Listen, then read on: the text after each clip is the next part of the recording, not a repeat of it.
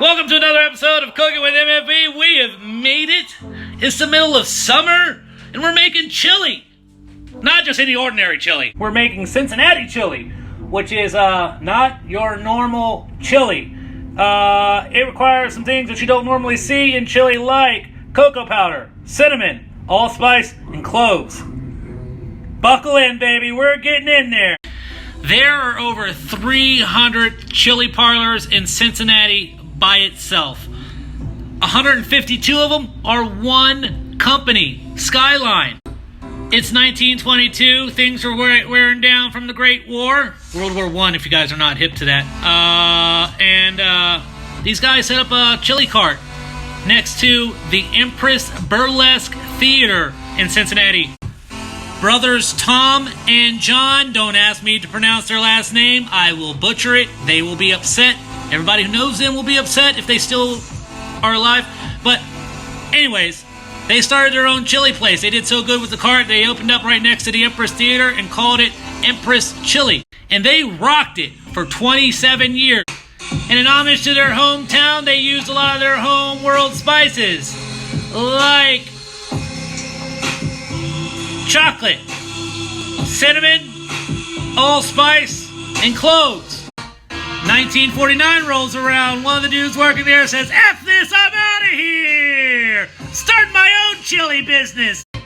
That guy opened up Skyline Chili. Everybody knows about Skyline Chili. A few years later, 1965, it's not a few years later, sometime later in 1965, another guy says, "Screw this, I'm making my own chili company!" And he started Gold Star Chili. He started actually with a hamburger stand, and the hamburger stand didn't do as good as the chili did, so they just made a chili stand. Now here's where I need your concentration. Get your mind out the gutter before we even get started. They have these ways of serving the chili. The ways. Now you could eat this chili in a bowl, I guess, but what it really goes well with is spaghetti. Go with me on this. Don't lose me. Hey. They can throw it on hot dogs too. We're going to do the hot dogs. We'll do the hot dogs so we don't lose you there. But they have different ways of serving this. So the most popular way is the three-way, which is spaghetti, chili, and cheese. Mind out of the gutter. I can already see a disturbance in the force. We got a four-way, which is onions, and then a five-way, which is onions and kidney beans. There, we got that through there, class. Let's move on. Besides this ridiculous list of seasonings, the only thing that you really need to worry about is time. It takes a little bit of a time frame to cook this. You can cook it in 2 hours, but it turns out really good in about 3 hours. So, let's get it rolling! 2 tablespoons chili powder. Put that all together. 1 tablespoon onion powder. We got 1 tablespoon of garlic powder going in there. Oh, it's starting to smell pretty good. Next is the curveball. Next, we got 1 tablespoon of cocoa powder. That's that curveball.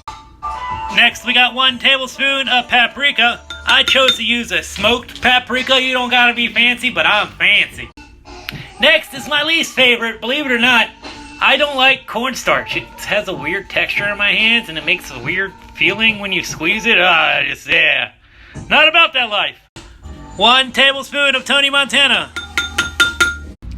Next, we got 2 teaspoons of salt. Next, we got 1 teaspoon of cinnamon. Oh, it's starting to smell really weird in here. Some cumin comes up next. Next, we got 1 teaspoon of cumin. I always thought cumin sort of smelled like that dude who listened to punk rock in high school, didn't know what a shower really was. Next is where it really starts to smell amazing. Allspice. About 1/2 teaspoon of allspice goes up in Nabia. Next is 1/2 teaspoon of cayenne pepper. I went a little hefty on that. I like a little spicy. And next we're doing some cloves. Last in this long-ass line of spices is 1/4 teaspoon of cloves. Yeah, it's about a quarter. Good enough for government. Let's spice it up. Just go ahead and mix it up a little bit. You know, don't go crazy with it. Oh God, you got too crazy! We're never coming back! Ah! Just set that to the side, let it sort of chill out. We are on to tomato paste. turn our heat. Did it turn on? I'm gonna die! Okay, alright, now we're good. Yeah. Get some medium-high heat going on here. Let's get this pan up and hot. What our game plan is to sort of toast up our tomato paste and get it a nice sort of, not burnt, but we want to have flavor intensified. So we want to toast it a little bit to get some nice sort of crispies going.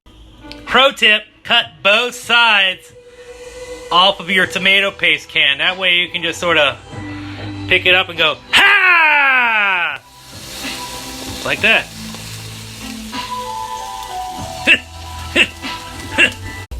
Alright. Yeah, it's not happy about it. We're going to sort of stir that in there and get some nice sort of burnness going without burning it. See, it's pro tip. Don't burn it, stir it. Alright, it's angry. We're about at burntness, real close to it. Let's pour 4 cups of water in. 4 whole cups. Give that a good stir. Get it all nice and incorporated in there. You want your tomato water nice and happy. Happy tomato water, happy chili. Don't quote me on that. Get yourself happy tomato water. It's awfully happy over there. Let's stir in those seasonings. Remember those seasonings that we set aside? Let's put those in here. And let's get that all mixed up. Use that power whisk. If you don't have a whisk, you can continue using your wooden spoon or however you're stirring this. Hopefully you're not stirring it with your fingers, because it's starting to get a little warm now. Alright. That's looking really good. Bring your temperature up to high. Let's get this thing up to a boil. Next, we're going to be putting in our raw beef. Yes, I said it. Raw beef. What will happen is, as this cooks for 2 hours, it will cook that beef and it'll break down and it'll be awesome. I tried it cooking the beef beforehand and it just gets real sort of crispy and it's just not quite the right flavor that you're sort of shooting for if you're going for Cincinnati chili. So, raw beef, put it in there as soon as this thing gets up to temperature though. It smells amazing! Alright, we're at that boiling state. Let's just throw that meat in there. You might want to break it up as you put it in there. I'm going to use an action shot. Sort of break it down. Mash it up. Small pieces are the money shot. Get it on in there. It's going to break down anyways, and we're going to hit it with a blender just to make sure everything's all nice and in servable shape. So, yeah. The smaller it is, the quicker it cooks. So that's one reason why we break it down. But it's going to cook. It's going to cook real good. It's already smelling amazing. We just got to be patient now. It's the hardest part, just sort of letting it do its thing. Oh yeah, put it down to medium, low. That way you got enough, yeah. Give yourself a nice stir. Make sure you don't get no stickage. That is an important part. Where'd my music go? Alright, so we've been cooking for about an hour. It's starting to reduce and yeah, it's starting to reduce. So what I'm going to do is I'm going to hit it with this immersion blender. I'll show it to you. It's glorious. You should go get one. They're like $20 at your local Wally World. Behold the immersion blender. We're going to blend it. We are going to blend it. Look at that thing. It's got a nice little loody-dabby thing. It sucks it in. It pushes it out. It wings it. It dings it. We're gonna fling it. Oh, you don't say. That would have sucked if I dropped it. Look at her go! Alright, so we're just gonna let it get to town and do its thing. We're gonna let it do its thing. You can almost see it's doing its thing. It's like a real live action shot. We're gonna blend it for I don't know, about a minute or so. Make sure it gets all nice into a nice, consistent, pulverized greatness. You're gonna blend this for about a minute or so until you get a consistent amount of pulverized chili greatness.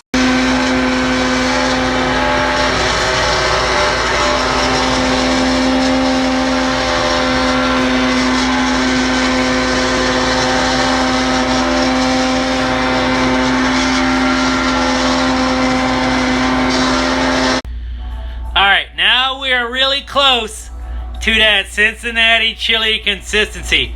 Look at that. Oh, glorious. We're going to let this sort of cook down for another half an hour to an hour. We'll see what we got. Alright, we have come to a pretty good consistency. Most of it has reduced. Looking pretty good. Let's boil some hot dogs. Right about now, you may or may not notice a giant pot of water. And you're thinking to yourself, it's a lot of water to boil some hot dogs, bro. What you doing? I'm glad you asked. When that water gets boiling, we're going to take this nice perforated baking pan and we're going to put it right over top of it. It's going to act like a steaming tray. Look at that. Right about now, you may or may not notice this jank steaming tray that I have created before your very eyes. You may be asking yourself, what you doing with that steaming tray? I'm glad you asked. We're going to be steaming some buns. Hey! We're going to put this lid on top of our bun steamer, and we're going to have ourselves a nice little steam area right here for our buns to get all nice and steamy. Hi. You can call me an original bun steamer. You know, just don't look at those. Don't look at those. Don't look at those. Don't look at those. Don't look at those. Don't look at them. Don't look at them. I'll be steaming buns all the time, man. I'll be steaming them buns. Alright, we got ourselves some boiling water. We're going to throw in some hot dogs. Don't judge me. I'm a big dude. I like big food. Going to take our hot lid and put that over top of it. And, oh yeah. Can already see. Can you see it? Can you see it? You can sort of see it. It's steaming. Trust me. Alright, steaming tray. Looks like it's steaming. We're going to take our buns, put them slit side down. That way the inside can get nice and steamy. And we're going to put them in there.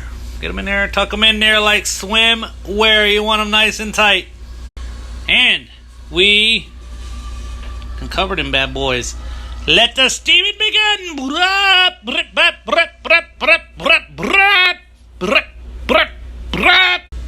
Alright, if you've reduced it long enough, you'll reduce in size and volume and even in the size of the pan.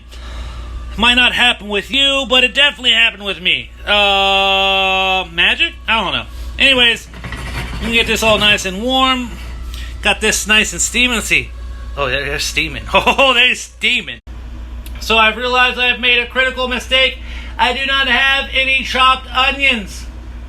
But I do have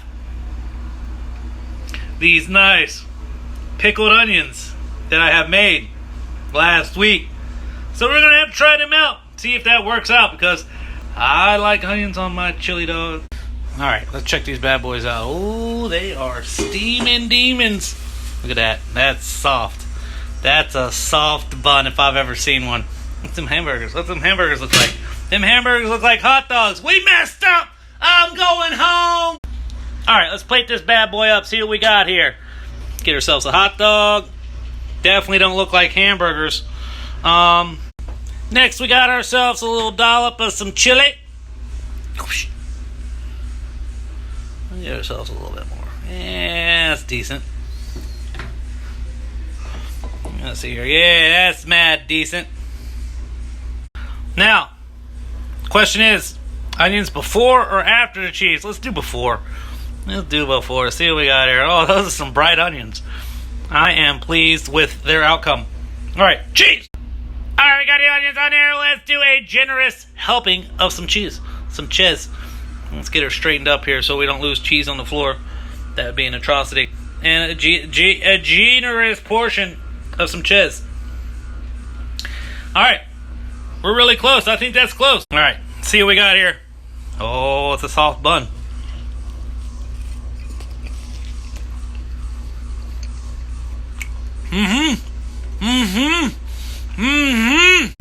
Those pickled onions really set it off. I might have to ask for pickled onions every time now.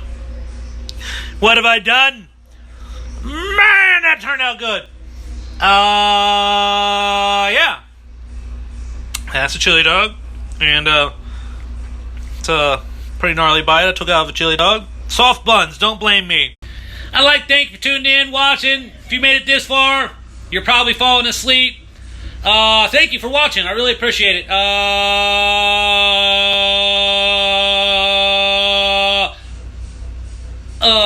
Subscribe. Do that thing. Like it if you want to do that stuff. Thank you for watching and keep on cooking on! It's 1922. Things are starting to settle down from the first Great War. I'm gonna make a loud. I'm gonna make a malmoid on my fighting over the tall, loud this fucking.